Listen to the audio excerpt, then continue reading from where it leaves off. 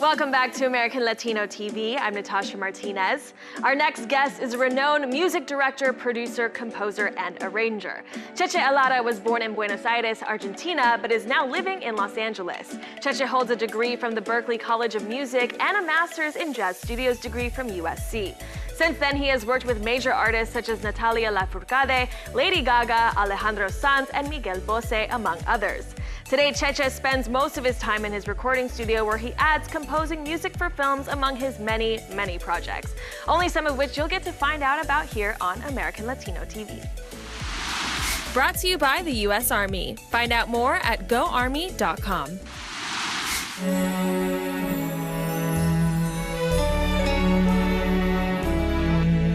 My name is Cheche Alara. I'm a music producer, a musical director, conductor, arranger. Somos novios, pues los dos sentimos mutuo amor. I was born and raised in Buenos Aires, in Argentina. From Buenos Aires, I moved to Boston. I went to Berklee College of Music in Boston, and then I came to LA, to USC to do my master's. And I was working, you know, as a keyboard player. I was literally working whatever I could. I was making my living playing, which is not an easy way to make a living, you know.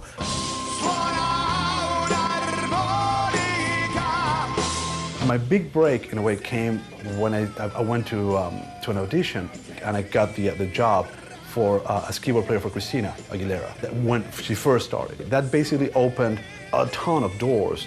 After Christina, I worked with Destiny's Child. I was the musical director for Alejandro Sanz, MTV Unplugged. I was the musical director for American Idol for 2 seasons. In what I do, there's a lot of word of mouth.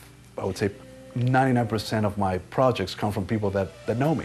And eventually, I wanted to produce this album. After an album was done, I would start working with that project as a musical director, you know, and promote it and put a band and all that. But eventually I said, hey, I want to get into this process earlier on, because I love writing, I love orchestrating, I love working with an artist. I love the brainstorming process that takes place particularly in the early stages of a project.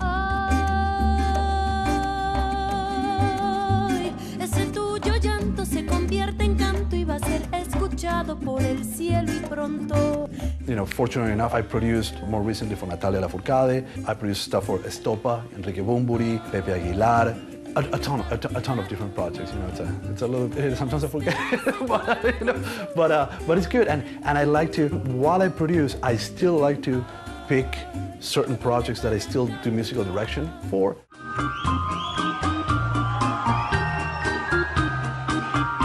There's no rules. Each project, it's a challenge for you to come up with, you know, keep some of your pre-existing rules and to figure out what's going to work for this one. That's a key. You know, if you ever get stuck in your own ways in what I do, you have a problem, because that's not what it's all about.